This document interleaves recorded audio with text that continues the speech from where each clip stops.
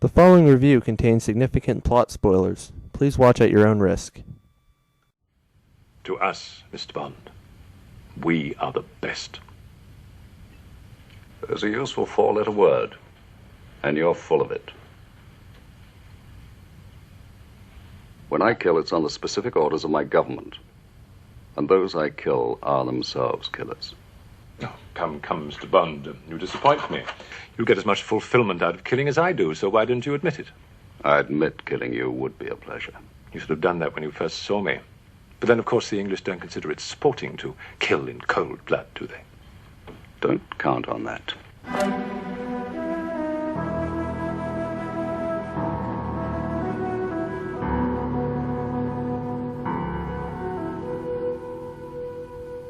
I could have shot you down when you landed, but that would have been ridiculously easy.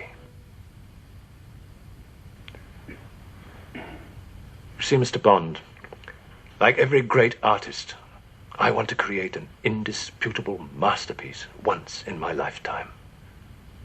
The death of 007, mano a mano, face to face, will be mine.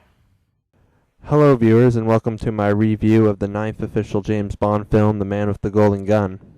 It was released in 1974, merely 1 year after the previous film, and stars Roger Moore in his second outing as 007. The film starts off with the same gun barrel sequence as before and kicks off into the pre-title sequence, which showcases the main villain of the film, Francisco Scaramanga, played by Christopher Lee. We also get to see his henchman Knick-Knack, played by Hervé Villechaize, a dwarf and Scaramanga's caretaker.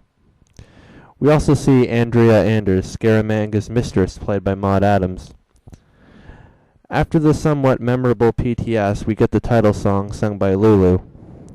Let's just say it's a very annoying song. After that, we finally get to see Bond. MI6 has received a golden bullet with 007 etched into it, and they believe that it was sent by famed assassin Francisco Scaramanga, who uses a golden gun. M relieves Bond of a mission, but Bond sets out unofficially to find Scaramanga. And that is pretty much the basic plot of the film, although it does get a little sidetracked later. Bond does the usual spying around until he finds Andrea Anders collecting golden bullets at a casino. Bond follows her, finds her, slaps her around a bit, and gets the info he needs about Scaramanga. I'm pretty sure that this is Roger Moore's most hard-edged Bond film because you don't see him abusing women in any of the other films. Anyways, Bond goes to a strip club where he expects Scaramanga to be. Scaramanga kills what seems to be a normal man walking along the street, but Bond rushes over to see that it is an agent named Gibson, who is in possession of a Solex agitator, a key component of a solar power station. Bond doesn't know about the Solex, however, and Knick-Knack steals it from Gibson's body without him seeing. A local agent named Lieutenant Hip, played by Soon Tek-O, takes Bond to meet M and Q in a hidden headquarters in the wreck of a ship, who assign Bond to retrieve the Solex and assassinate Scaramanga. Bond goes and meets with a wealthy man named High Fat, played by Richard Liu, posing as Scaramanga, but his plan backfires because Scaramanga himself is already at High Fat's estate. Bond is later captured and placed in a dojo where the fighters are ordered to kill him. After escaping with the aid of Lieutenant Hip, Bond speeds away on a boat and reunites with his British assistant Mary Goodnight, played by Britt Ekland. Meanwhile, Scaramanga kills High Fat and takes the Solex. Anders visits Bond and tells him that it was she that sent the golden bullet and tells him to kill Scaramanga. In payment, she promises to give him the Solex. The next day, they meet at a boxing venue, but she happens to be dead. Scaramanga sits down next to Bond and tells him that he was the one who killed her. While Scaramanga gives Bond his life story, Bond spots the Solex on the floor and covertly passes it off to Lieutenant Hip, who then gives it to Goodnight. Goodnight attempts to put a homing device in Scaramanga's car, but she gets locked inside the trunk. A car chase ensues, with Bond happening to run into Sheriff J.W. Pepper, once again played by Clifton James, and the two follow Scaramanga to a remote location. Scaramanga's car transforms into a plane which flies him, Knick-Knack, and Goodnight to his private island. Following the homing trace left by Goodnight, Bond travels to Scaramanga's island by plane, where he is welcomed by Scaramanga himself. He shows Bond the high-tech solar plant he has taken over and demonstrates the power of the Solex when he destroys Bond's plane with the power of the sun. Scaramanga then proposes a duel with Bond on the beach. They put their backs to each other and take 20 steps, but when Bond turns around there is nobody there. We then see Bond go through Scaramanga's funhouse shown in the PTS, as he carefully traverses across various traps. Bond eventually kills Scaramanga by posing as a statue of himself, also shown in the PTS, taking him by surprise. The funny thing is that this is the first time in the series that the main villain is killed by Bond's signature gun, the Walther PPK. Bond goes to find Goodnight, but finds out that she has accidentally upset the balance of the solar plant, which is now self-destructing.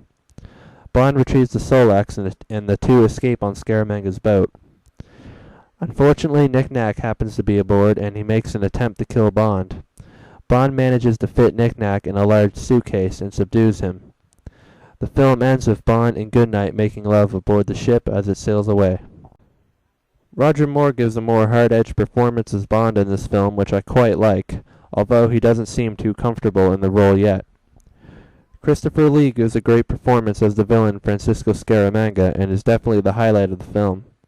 Scaramanga is portrayed as the evil version of James Bond and is truly menacing. Scaramanga is actually my 5th favorite Bond villain in the entire series. One thing that's kind of strange though is that he has a 3rd nipple. Pretty random idea if you ask me. M and Moneypenny return along with Q, who was absent in the last film. M in this film is quite interesting because for the whole film he is really cranky and even tells Q to shut up a few times. Our main ally in this film is Lieutenant Hip. He is an okay character, although for some reason in one scene he leaves Bond behind and drives away. What an asshole. We also see the return of Sheriff J.W. Pepper, who is obnoxious as ever but still very entertaining. This would be the final appearance of this character. Our main henchman this time is the very memorable Knick-Knack, played by the late Hervé Villechaize. Although kind of silly, he is a great henchman and definitely sticks out in this otherwise bland film. We get 2 main girls this time, Andrea Anders and Mary Goodnight. Maud Adams does a great job as Anders, while Britt Ekland does a bad job as Goodnight. Her character is very annoying and is always messing things up for Bond. Her acting isn't the best, but I've seen worse. Nevertheless, Mary Goodnight ends up being the main girl that Bond sleeps with in the end. Also, this isn't the last time that we will see Maud Adams. She will return a few films later in a main role. I will also mention that Guy Hamilton returns yet again to direct this one, and thankfully it will be his last. The plot of this film is pretty simple and easy to follow at first until the Solex agitator gets thrown into the mix. It seems like they just added this subplot to give the villain a world domination type of scheme. It doesn't work too well in the end, but is at least somewhat entertaining for maybe a few minutes. Now we will talk about the absolute worst thing about this film. The action sequences. All of them are absolutely boring and terribly directed. Even the finale in Scaramanga's Funhouse is dull. There is no doubt that this is the least entertaining Bond film in the series. Some people may disagree and mention Bond films such as Moonraker or Die Another Day being the worst, but I respectfully disagree. Even the locations are bland. We mainly see Thailand, and that's about it. I do have to give some credit to the set of Scaramanga's Island. It's very elaborate and looks nice. Another thing I should mention is that there is an epic stunt performed in this film that involves a car doing a barrel roll on a crooked bridge over a river. This is definitely one of the greatest stunts in the entire series, but they decide to butcher it by putting in a stupid slide whistle noise. This just insults the stunt and the person who performed it and makes it look like a damn cartoon. If you thought Diamonds Are Forever was bad, think again. The Man with the Golden Gun had so much potential to be a great Bond film with the awesome Christopher Lee as Scaramanga and his golden gun gimmick, but in the end, it fails on nearly every level. I find it extremely hard to recommend this one with all the flaws, but Christopher Lee gives a great performance and is worth watching maybe once because of that. Unfortunately, he cannot hold up the film on his own, and when it's all said and done, this is most certainly the worst Bond film in the official series. I give The Man with the Golden Gun an unfavorable 4 out of 10. I struggle to find 5 likes, but here they are. I like Christopher Lee as Scaramanga. He manages to be very entertaining in this otherwise terrible mess of a film. I like Scaramanga's henchman Knick-Knack. He is very memorable. I thought that Maud Adams did a pretty decent job as Andrea Anders. I very much enjoyed the return of Sheriff J.W. Pepper. And finally, I thought that the Scaramanga's island set was incredible. And now for my 5 most hated things about this film. First of all, Mary Goodnight is one of the most annoying characters in the series. Second, the slide whistle is very annoying and ruined a great stunt. Third, the subplot with the Solix agitator feels like it was crammed in just for the sake of the villain having a diabolical plan. Fourth, the ending of the film is very anticlimactic. And finally, the action scenes are absolutely terrible and are definitely the worst in the series. After 3 bad Bond films in a row, the series seems like it is finished. However, stay tuned for next week when we look at the film that brought the energy and spirit of Bond back to life. Thanks for watching, and I'll see you next time.